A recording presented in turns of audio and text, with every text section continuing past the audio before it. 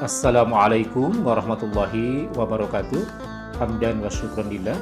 Alhamdulillah berjumpa kembali, bersilaturahim kembali di channel Sanus Ideas, channelnya para pecinta pendidikan agama Islam. Bagaimana kabar sahabat sekalian? Semoga tentunya kabar baik menyertai sahabat-sahabat sekalian. Dan di kesempatan berbahagia ini, izinkan saya menyampaikan selamat Hari Raya Idul Fitri 1443 Hijriah. Taqabbalallahu minna wa minkum, siyamana wa siyamakum. Mohon maaf lahir dan batin. Dan pada video kali ini saya ingin berbagi contoh teks khutbah ba'da Idul Fitri yang berjudul Istiqomah Pasca Ramadan. Semoga menjadi ilmu yang bermanfaat dan menginspirasi kita semua. Innal hamdalillah nahmaduhu wa nasta'inuhu wa nastaghfiruh wa na'udzu billahi min syururi anfusina wa min sayyiati a'malina. May yahdihillahu fala mudhillalah wa may yudlil fala hadiyalah. Wa asyhadu an la ilaha illallah wahdahu la syarikalah wa asyhadu anna Muhammadan abduhu wa rasuluh. Allahumma salli wa sallim ala nabiyyina Muhammadin wa ala alihi wa sahbihi wa man tabi'ahum bi ihsani ila yaumil qiyamah. Amma ba'du. Ibadallah, usikum wa nafsi bitaqallah azza wa jalla haitsu qala tabaraka wa ta'ala ya ayyuhalladzina amanu taqullaha haqqa tuqatih wa la tamutunna illa wa antum muslimun. Ya ayyuhalladzina amanu taqullaha wa qulu qawlan sadida yuslih lakum a'malakum wa yaghfir lakum dhunubakum wa may yuti'illaha wa rasulahu faqad faza fawzan 'azima. A'udzu billahi minasy syaithanir rajim. Fastaqim kama umirta wa man taba ma'aka wa la tatghaw innahu bima ta'maluna basir. Sami'na wa ata'na ghufranaka rabbana wa ilaikal masir. Ma'asyiral muslimin rahimakumullah. Marilah bersama-sama menguatkan keimanan dan ketaatan kita kepada Allah Subhanahu wa taala. Seraya kita bersyukur dan mensyukuri seluruh nikmat yang diberikan Allah Subhanahu wa taala kepada kita sekalian.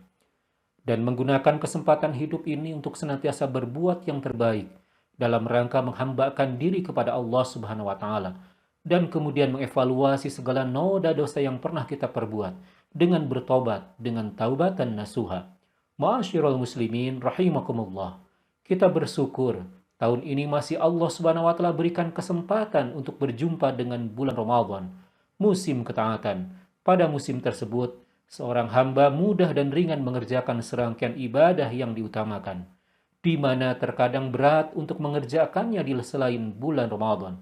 Semoga Allah Subhanahu wa taala tentunya menerima amal ibadah kita. Namun hadirin rahimakumullah, Ramadan yang kita rindu kini telah berlalu. Ramadan yang kita cintai kini telah pergi meninggalkan kita. Entahlah, apakah kita masih bisa berjumpa kembali dengan Ramadan Karim tahun depan? Ataukah Ramadan tahun ini adalah menjadi Ramadan terakhir kita? Apabila Ramadan Karim tahun ini benar-benar menjadi Ramadan terakhir kita, semoga Allah Subhanahu wa taala menjadikan kita orang yang mendapatkan rahmat-Nya, bukan dijadikan orang yang malang. Amin. Ma'asyiral muslimin rahimakumullah. Saat bulan Ramadan kemarin, kita dapat menyempurnakan ibadah di dalamnya hingga akhir bulan Ramadan. Ketaatan dapat kita jaga sampai akhir Ramadan. Pertanyaannya sekarang yang patut kita renungi dalam-dalam adalah, apakah kualitas ketaatan kita selama Ramadan itu bisa kita jaga dengan istiqomah pada bulan berikutnya? Apakah pengaruh kebaikan pada diri kita selama bulan Ramadan itu masih akan terlihat ataukah sudah memudar setelah Ramadan berakhir? Apakah saum yang telah kita lakukan selama bulan Ramadan kemarin itu diterima atau tidak? Apakah saum kita mendapatkan derajat mabrur atau tidak? Mari kita renungkan bersama pertanyaan penting tersebut. Maka dari itu hadirin rahimakumullah, semestinya kualitas taat yang sempat kita tingkatkan selama bulan Ramadan kemarin tetap kita lanjutkan di bulan-bulan berikutnya meskipun Ramadan telah berlalu. Kenapa? Karena pengalaman dan pengabdian dan kenikmatan ibadah selama bulan Ramadan sangat sayang kalau kita lupakan dan tidak dipelihara di bulan-bulan selanjutnya. Kenikmatan ibadah ini merupakan kenikmatan terbesar yang Allah berikan kepada kita. Jangan berhenti dan jangan kendurkan ibadah walaupun Ramadan telah berlalu. Allah telah mengingatkan kita dalam Quran surah Al-Hijr ayat 99. A'udzu billahi minasyaitonir rajim. Wa'bud rabbaka hatta ya'tiyakal yaqin. Dan beribadahlah kepada Rabbmu sampai datang kepadamu al-yaqin, yakni ajal. Jadi ketaatan dan peningkatan amaliyah ibadah tidak hanya di bulan Ramadan saja, tetapi terus-menerus sampai ajal datang menjemput kita. Ma'asyiral muslimin rahimakumullah. Tidak bisa ditawar lagi. Pasca Ramadan ini, kita wajib menjaga istiqomah dalam ketaatan. Jangan kendor untuk terus beribadah kepada Allah Subhanahu wa Ta'ala.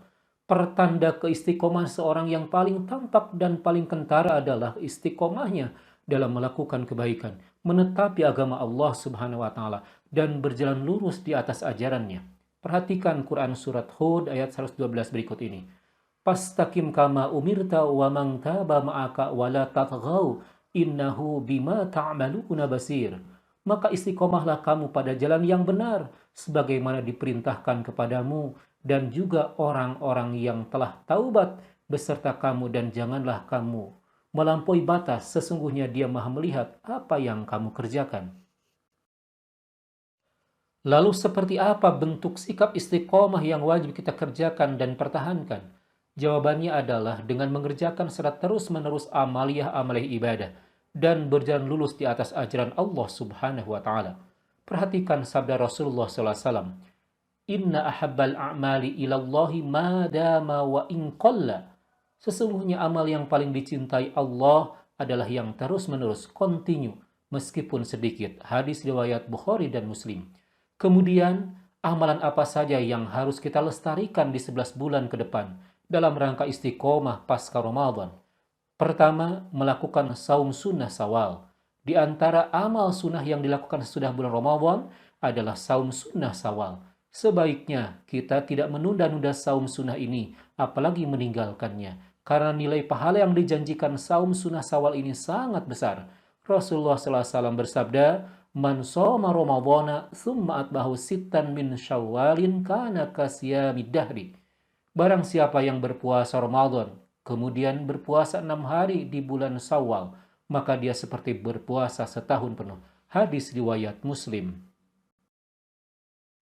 Mari kita renungkan bersama-sama. Allah Sang Pemurah memudahkan kita untuk saum 6 hari di bulan Syawal, yang berpahala seperti saum selama setahun full, 365 hari. Hal ini tentunya sulit sekali kita saum 365 hari non-stop, tapi Allah memberikan kemudahan lewat saum 6 hari di bulan Syawal ini. Lalu kenapa banyak orang melewatkannya dan tidak tergerak hatinya untuk mengerjakannya? Semoga tentunya kita diberikan kemampuan untuk mengamalkannya. Ma'asyiral muslimin rahimakumullah. Kedua, melakukan qiyamul lail. Kenikmatan ketika sholat qiyam Ramadan secara berjamaah mengajarkan kepada kita untuk menjaga dan memelihara taqarrub kita dengan Allah Subhanahu wa Ta'ala. Qiyamul lail atau tahajud merupakan salah satu jalan untuk mempertajam kualitas spiritual dan akal kita dalam kehidupan ini.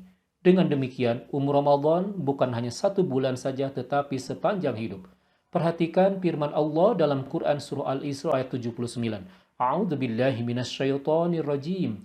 Wa minal laili fatahajjad bihi nafilatan laka 'asa ayyab'atsaka rabbuka maqaman mahmuda.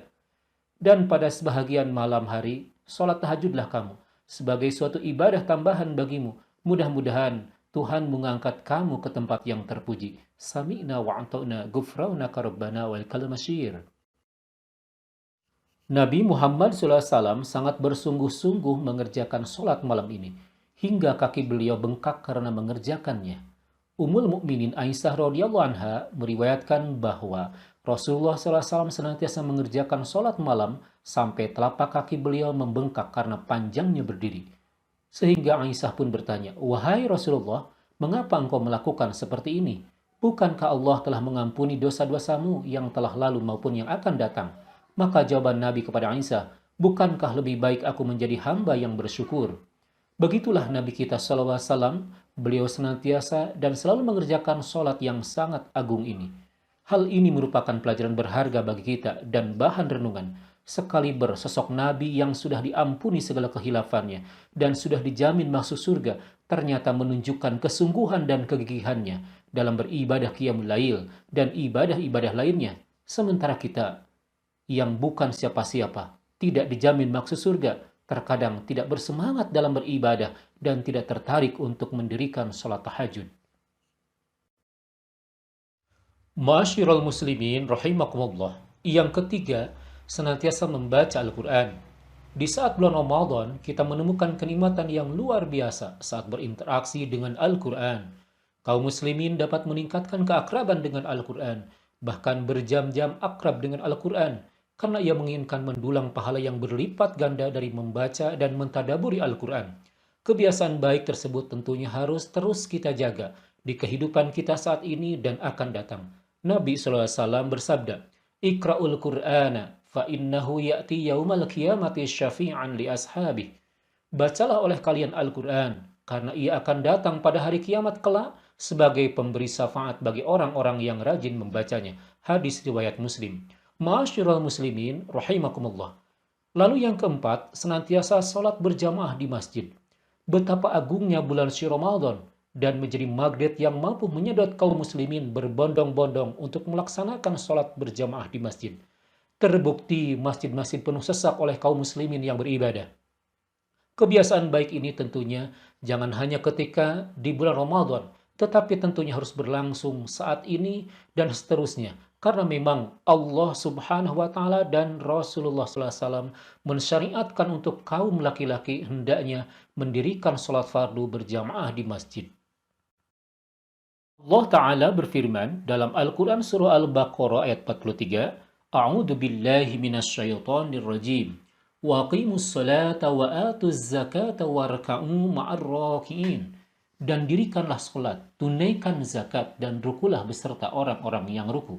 Dalam ayat tersebut, setelah Allah Ta'ala memerintahkan hambanya untuk mendirikan sholat, Allah Ta'ala pun perintahkan untuk mendirikan sholat bersama dengan orang-orang yang ruku, yaitu di rumah Allah atau di masjid. Bahkan Rasulullah memotivasi kita agar kita senantiasa mendirikan sholat fardu berjamaah di masjid. Sebagaimana sabdanya, Salatul jama'ati tabdulu salatal fadhi bisab'i wa ishrina darajat. Salat berjamaah lebih utama daripada salat sendirian 27 derajat. Muttafaqun alaih.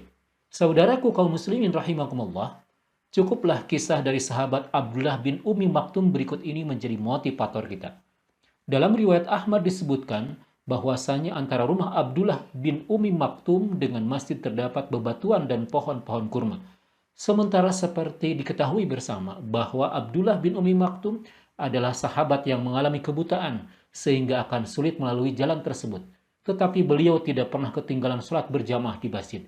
Suatu ketika Abdullah bin Ummi Maktum di usia senjanya pernah meminta kepada Rasulullah SAW agar diperbolehkan sholat 5 waktu sendiri di rumah karena kekurangan fisik.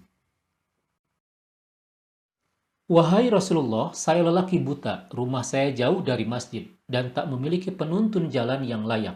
Apakah saya memiliki rukhsah, keringanan untuk menjalankan sholat di rumah? Ujarnya. Ya, jawab baginda Rasulullah SAW. Awalnya Rasulullah SAW mengizinkan Abdullah bin Ummi Maktum. Lalu ia beranjak keluar, segera dipanggil kembali oleh Rasulullah. Apakah engkau mendengar seruan sholat? Tanya Rasulullah. Ya Rasulullah, saya bisa mendengarnya. Jawab Abdullah bin Ummi Maktum, kalau begitu, engkau tetap harus hadir di masjid, sholat berjamaah bersama kami. Mendengar jawaban Rasulullah SAW, maka Abdullah bin Ummi Maktum pun tetap istiqomah menjalankan sholat 5 waktu berjamaah di masjid. Semoga kisah ini menginspirasi kita semua untuk selalu hadir di masjid untuk mendirikan sholat fardu berjamaah. Demikian khutbah pertama ini, semoga menjadi ilmu yang bermanfaat dan kita diberikan keistiqomahan dalam ketaatan setelah Ramadan berlalu. Barakallahu li wa lakum fil Qur'anil azim wa nafa'ani wa iyyakum bima fihi min ayati wa dzikril hakim wa taqabbalallahu minna wa minkum tilawatahu wa innahu huwas samiul alim wa qulu qawli hadza fastaghfirullahal azim innahu huwal ghafurur rahim. Alhamdulillahilladzi arsala rasulahu bil huda wa dinil haqq liyudhhirahu 'alad dini kullihi wa kafa billahi syahida. Asyhadu an la ilaha illallah wahdahu la syarika lah wa asyhadu anna Muhammadan abduhu wa rasuluh. Allahumma salli ala Muhammadin wa ala alihi wa ashabihi ajma'in. Amma ba'du. Faya ibadallah, usikum wa nafsi bitaqwallah wa ta'atihi la'allakum tuflihun. Wa qala Allah Ta'ala fi kitabihil karim, a'udzu billahi minasy syaithanir rajim. Ya ayyuhalladzina amanu taqullaha haqqa tuqatih wa la tamutunna illa wa antum muslimun. Ma'asyiral muslimin rahimakumullah. Bertahan untuk istiqomah dalam ketaatan setelah Ramadan itu memang berat. Oleh sebab itu, beratnya perjuangan untuk tetap istiqomah dalam ketaatan setelah Ramadan ini perlu kita dorong dengan kekuatan ruh. Kita dekatkan lagi hubungan kita dengan Allah Subhanahu wa Ta'ala melalui untaian doa-doa yang kita langitkan di waktu dan tempat terbaik dan mustajab untuk berdoa. Salah satu doa memohon istiqomah dalam ketaatan setelah Ramadan yang dapat kita panjatkan. Ya muqallibal qulubi tsabbit qalbi ala dinik. Wahai zat yang membolak-balikan hati, tetapkanlah hatiku di atas agamamu. Hadis riwayat Tirmidzi. Akhirnya dengan memohon pertolongan kepada Allah Subhanahu wa Ta'ala, mudah-mudahan amalan kita di bulan Ramadan ada dalam penerimaan terbaik dari Allah Subhanahu wa Ta'ala. Mudah-mudahan kita diberikan kekuatan dan kesehatan jasmani sehingga kita tetap dan mampu melihara istiqomah dalam beribadah sebagai hasil dan buah latihan sebulan penuh yang pernah kita lakukan pada bulan Ramadan. Mudah-mudahan keutamaan Ramadan ini bisa kita dapatkan kembali dan kita nikmati pada bulan Ramadan tahun yang akan datang. Amin ya rabbal alamin. Allahumma inni as'aluka bi anni ashhadu annaka antallah la ilaha illa antal hadus samadul ladzi lam yalid wa lam yulad wa lam yakul lahu kufuwan ahad.